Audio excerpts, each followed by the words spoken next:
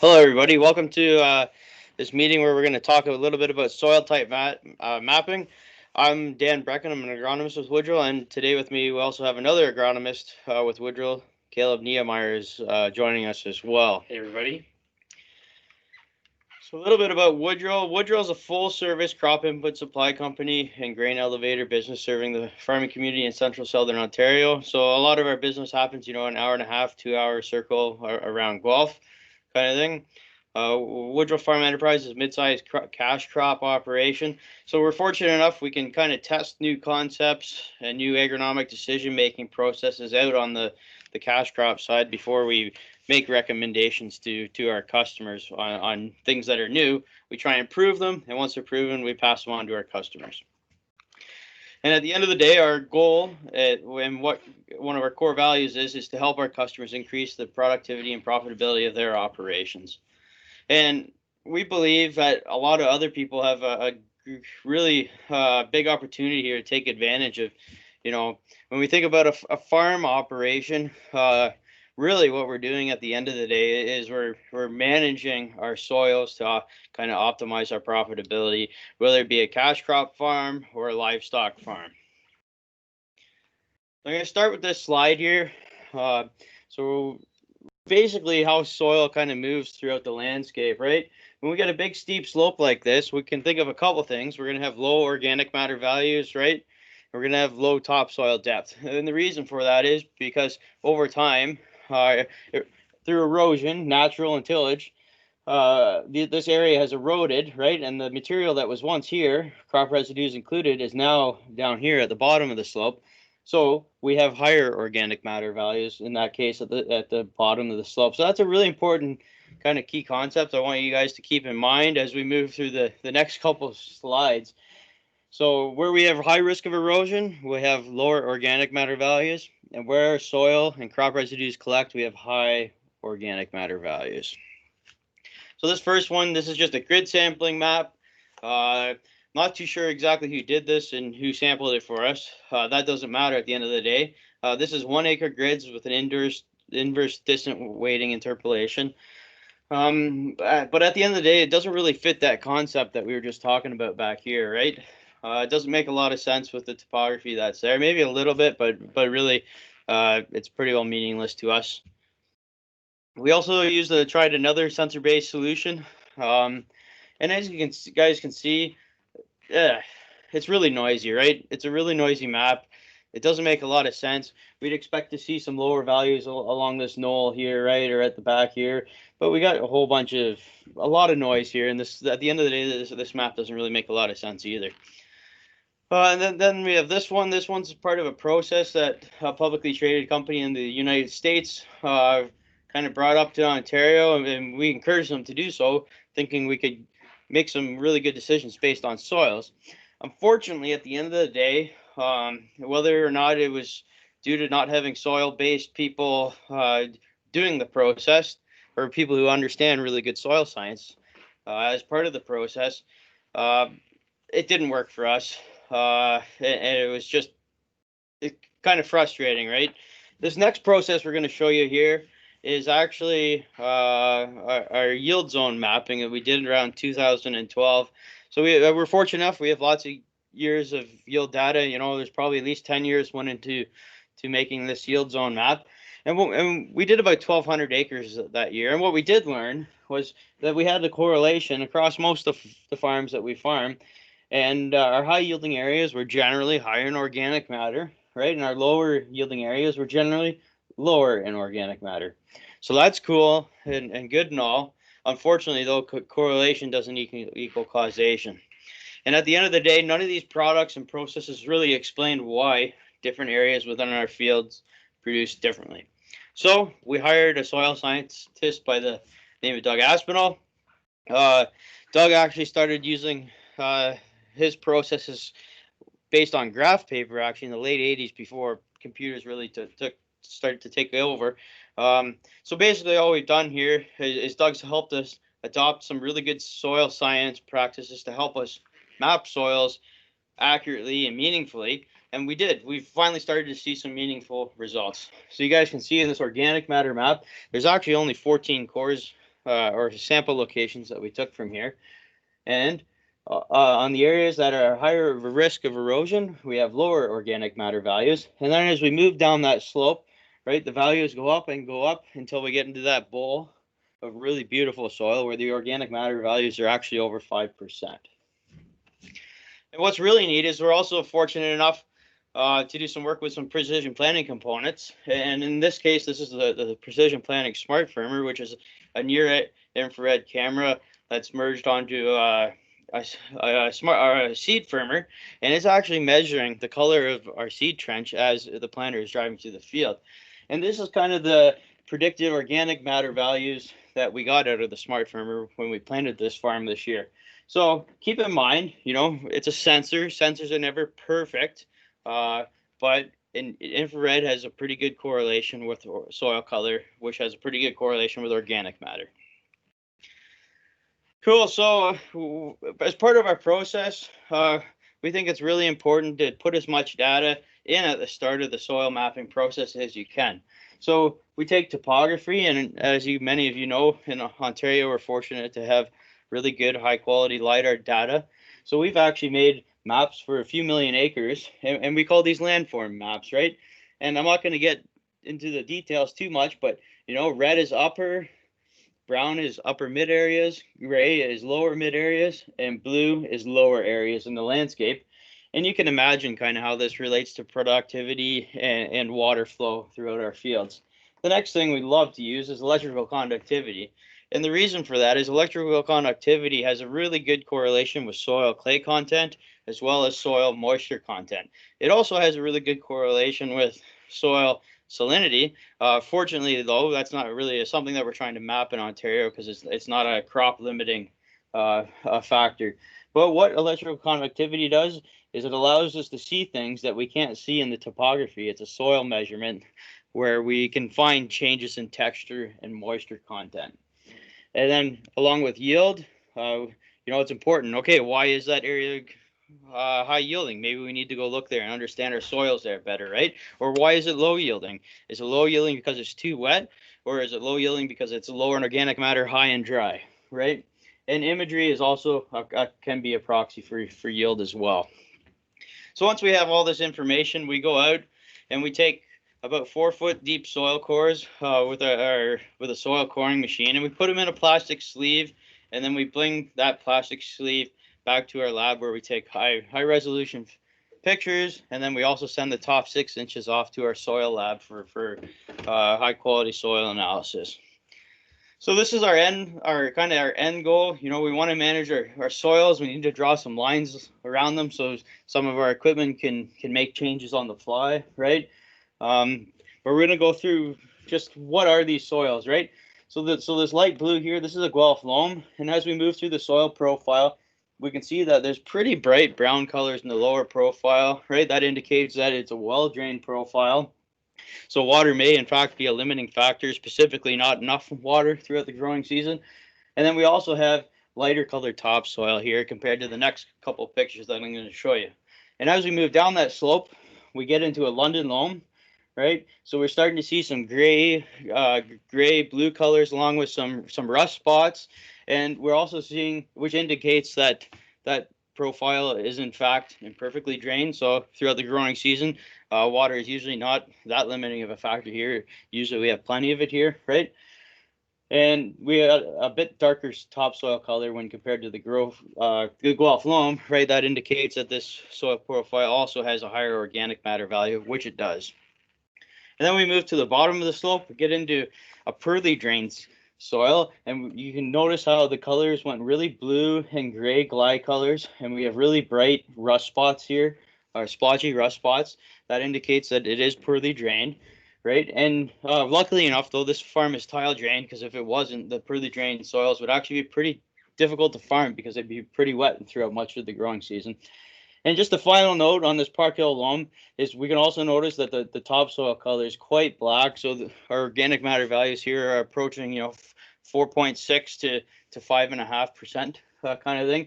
And these soils are really productive, right? So on our Guelph loams, we might expect to average about 100 60 bushels, 150 to 60 bushels in a pretty decent year, right? With some drought stress mixed in there and kind of that average year.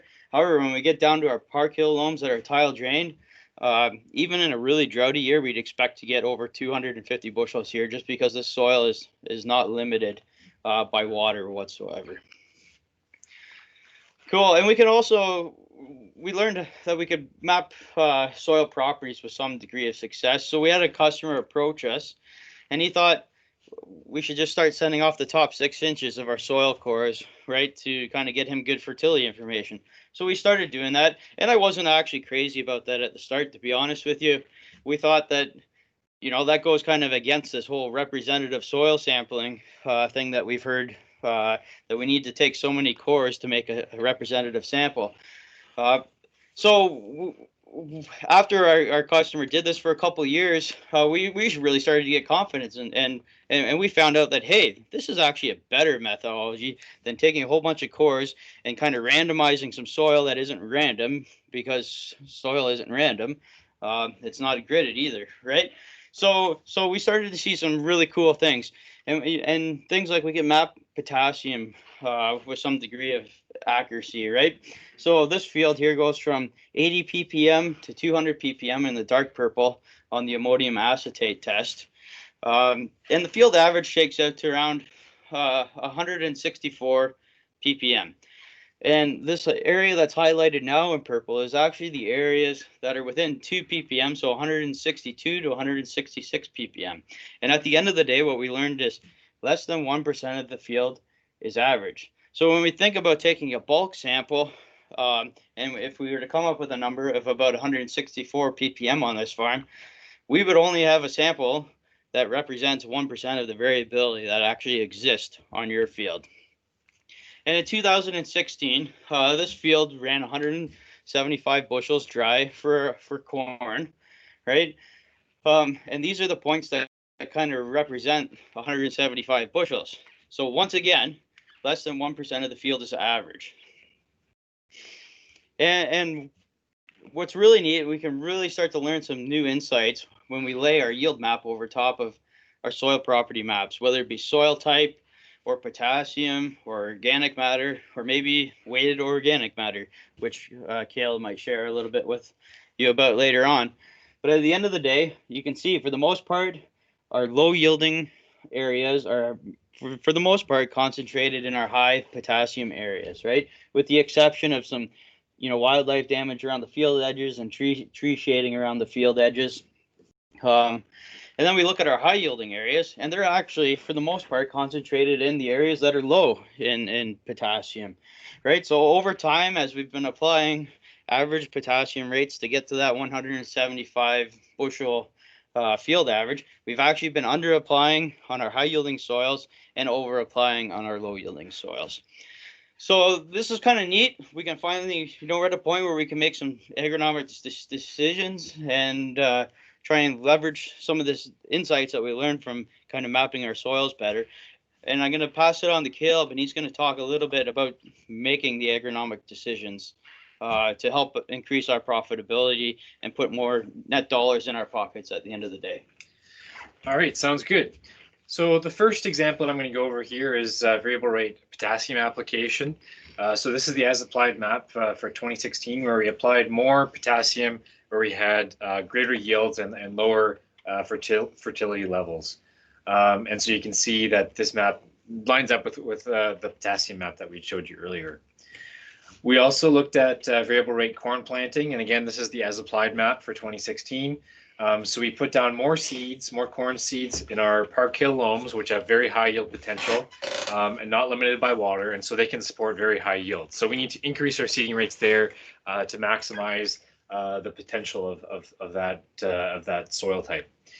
Then up here on our Guelph loams, on these knolls up here, these are areas again of low productivity. So these are areas that we need to back off on our seeding rates to make sure that we're not wasting money and that we're maximizing our return on investment.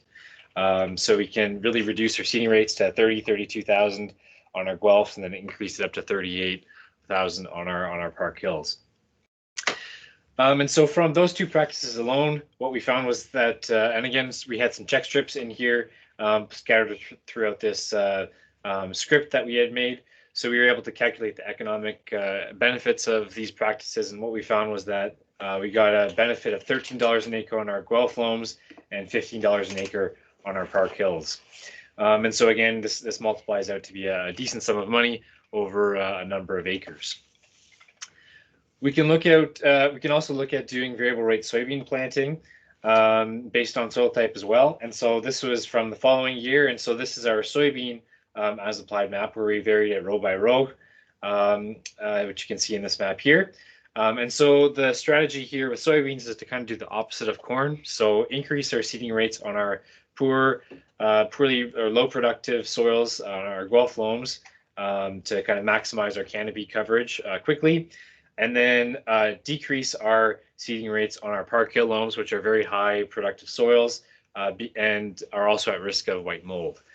So if we reduce the density of plants in those soils, we will have less disease pressure to cause issues for us. We can also look at variable rate nitrogen as well based on soil type. So at this farm that we're showing you examples from this year in 2020, we have 0 nitrogen strip running down the length of that farm.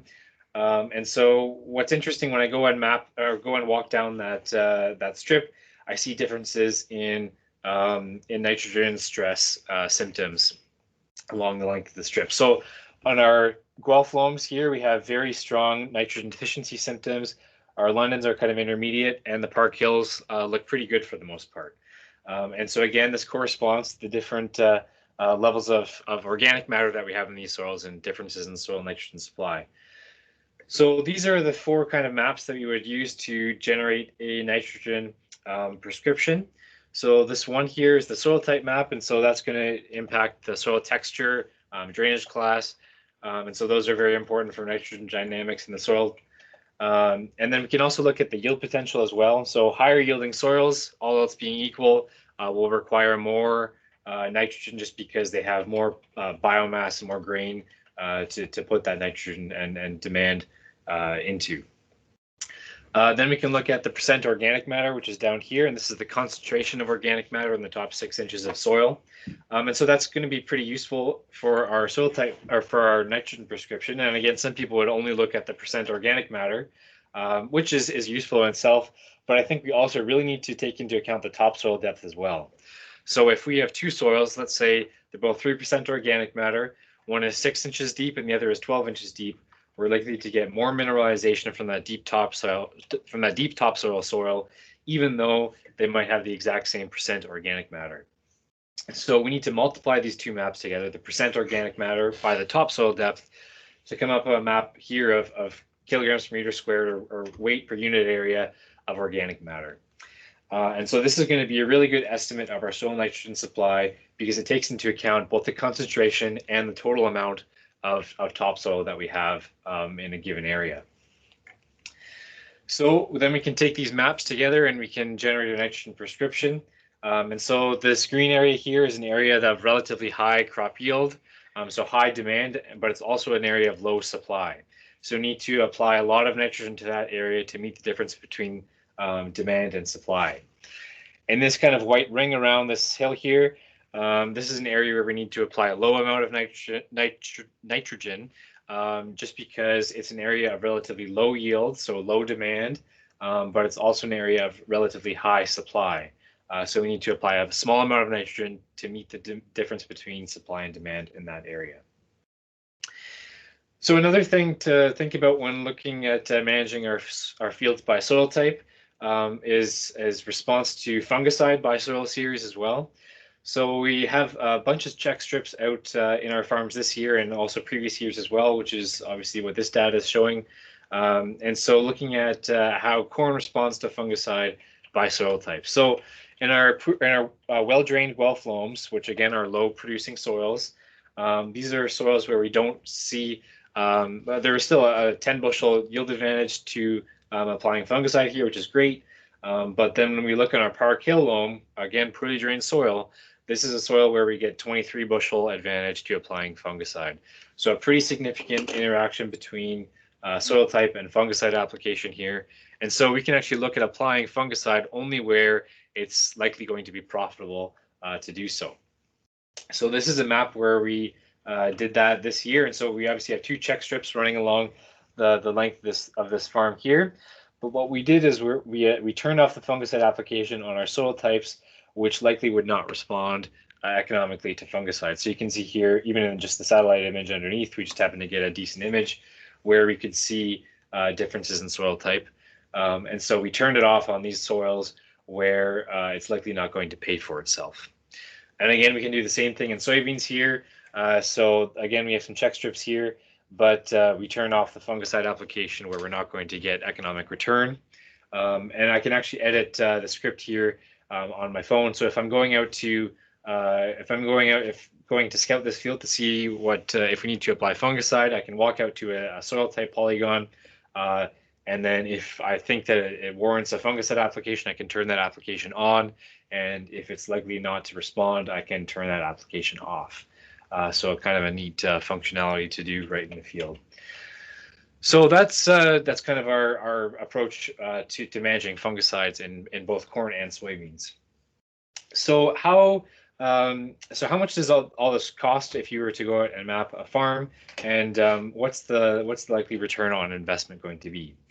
So our Woodville soil type mapping fee is $35 an acre plus lab costs. So if you include the lab costs, that's about $46 all in, depending on how many samples you take, and we normally take around 27 cores per 100 acres, depending on how much data we have and how much variability there is in the field. And then we can also look at the numbers here for what our estimated return on investment is going to be. So just from these 4 variable rate management opportunities of seeding, nitrogen, fungicide, P and K, we can come up with estimates of what they're all going to be. And so this is based on quite a bit of data. And so if you're interested in hearing more about this, please don't hesitate to reach out to us. But seeding, we're conservatively estimating that you can get $7 to $10 an acre just based on moving some seeds around. Nitrogen, 15 to 25 is our estimate. Fungicide is $4, and then P and K would be another 10. And so that would, if you add those all up, we'd get between $36 and $49 an acre return on soil type investments per year. The cost for scripts for all those 4 practices would be $8 an acre per year for those 4 scripts.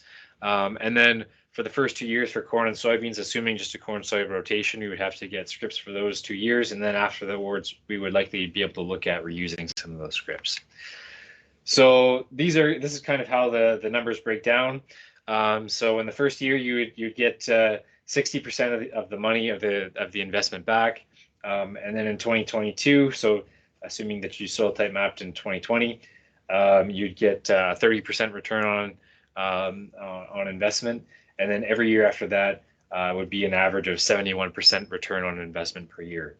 So a pretty significant return on investment here that you could get by soil type mapping a farm.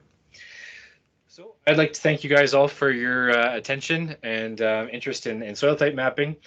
So please don't hesitate to reach out to us if you've got any questions, and we'd be happy to talk with you more. Thanks.